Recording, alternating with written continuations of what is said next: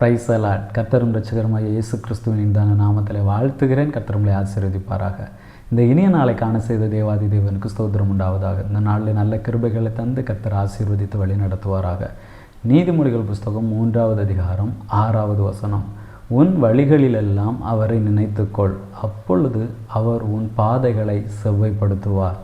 கர்த்தருடைய பரிசுத்த நாமத்திற்கு மகிமை உண்டாவதாக. நாம் போகக்கூடிய வழிகள் எல்லாவற்றிலேயும் நாம் கர்த்தரை நினைத்து கொள்ளும் பொழுது நாம் போகக்கூடிய பாதைகளை கர்த்தர் நமக்கு செவ்வையாக்கி தருவார். நாம் எதத்திலே பார்க்கும் பொழுது ஆதியாகமம் புஸ்தகம் 24வது அதிகாரத்திலே ஆபிரகாமினுடைய ஊழியக்காரனை குறித்து நாம் பார்க்கிறோம். ஈசாக்குக்கு பெண் பார்க்கும்படியாக ஆபிரகாம் யாரை அனுப்பி வைக்கிறார்? ஊழியக்காரனை அனுப்பி வைக்கிறார். போகக்கூடிய வழியிலே போய் பழக்கமில்லாத இடம், யாரையும் தெரியாது. ஆனால் ஒரே ஒரு காரியத்தை நம்பி தான் அந்த ஊழியக்காரன் செல்லுகிறார்.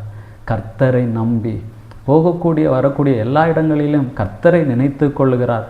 கர்த்தரிடத்தில் அடையாளங்களை கேட்கிறார். போன காரியத்தை கர்த்தர் வாய்க்க பண்ணினார். அதே போல தான் நம்முடைய வாழ்க்கையிலே நாம் போகக்கூடிய இடங்களிலெல்லாம் நாம் கர்த்தரை நினைத்து போக வேண்டும்.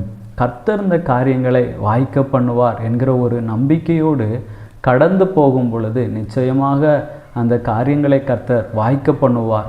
நாம் போவதற்கு முன்பதாக கர்த்தரை நினைத்து அந்த இடத்துல ஜெபித்து விட்டு நாம் கடந்து போகும் பொழுது நிச்சயமாக நாம் போகக்கூடிய காரியங்களை, அந்த பாதைகளை கர்த்தர் நமக்கு செவ்வையாக்கி தந்து நமக்கு அதை வாய்க்க பண்ணுவார்.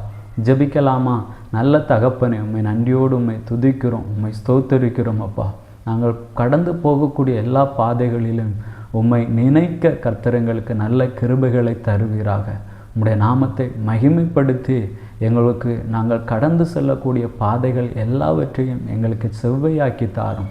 உம்முடைய நாமத்தை மகிமைப்படுத்தும். இயேசுவின் நாமத்தில் பிதாவே, ஆமேன். God bless you.